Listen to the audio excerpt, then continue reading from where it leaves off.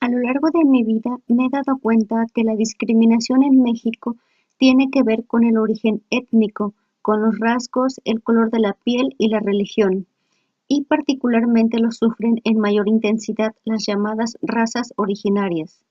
El racismo surge en el encuentro de las razas y en México tiene su origen en la conquista, cuando los españoles no solo nos impusieron su lengua y su religión, sino también su sistema político y económico. El carácter racista de la sociedad mexicana es un fenómeno surgido desde la época de la colonia, cuando las clases dominantes establecieron todo un sistema de castas para justificar sus privilegios. La Encuesta Nacional sobre Discriminación en México, ENADIS 2010, afirma que México es un país pluralmente religioso. El racismo en México es negado, no se ha reconocido totalmente y se observa como algo natural y se justifica. Por tanto, se debe exponer el problema. Las personas víctimas de este flagelo deben hablar de sus experiencias.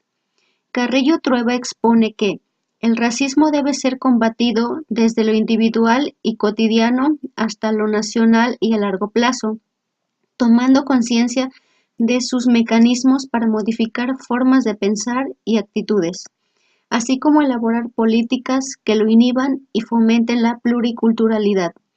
El racismo ha asumido una naturaleza estructural impregnada e imperceptible en nuestra sociedad, y para combatirlo debemos comprender las características del racismo, su construcción como fenómeno sociocultural de conformación histórica, sus causas, raíces, así como sus consecuencias. Todo esto es parte fundamental para que podamos lograr combatirlo. Debemos sensibilizarnos ante esta situación que prevalece en nuestro país. Pese a que se dice que México es un país tolerante, aún existe muy arraigado en la sociedad mexicana el racismo.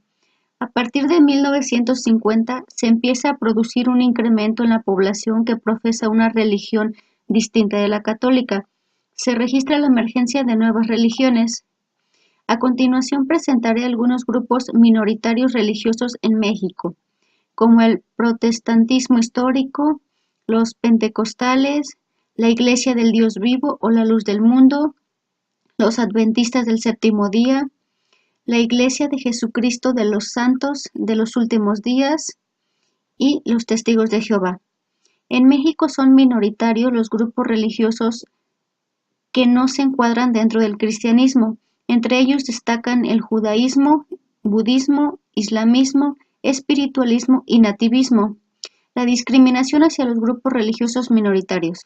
El Estado mexicano establece el principio de igualdad ante la ley de todas las agrupaciones religiosas y ofrece así la garantía jurídica para la no discriminación. ¿Pero realmente esto se cumple?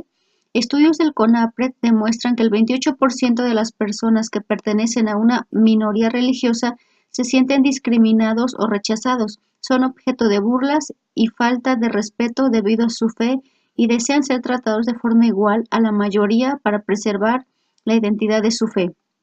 Entre las conductas más recurrentes en temas de intolerancia religiosa se encuentran el hostigamiento por profesar creencias religiosas diferentes, la imposición de cooperaciones, trabajos y cargos de otras iglesias distintas a la suya, la oposición a la construcción de templos de otro credo, la expulsión de la comunidad y en el mayor de los casos se llega a causar lesiones diversas a los miembros de otros cultos.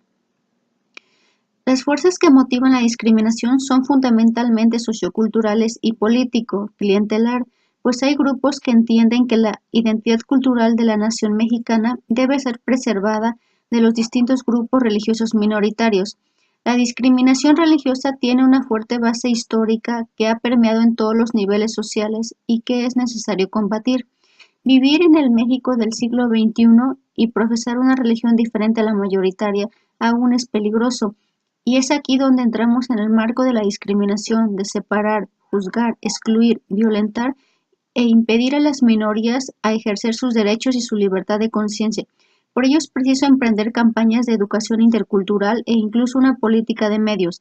Te invito a formar conciencia de tus acciones, así como a poner tu granito de arena en combatir esta penosa situación que aún prevalece en nuestro país.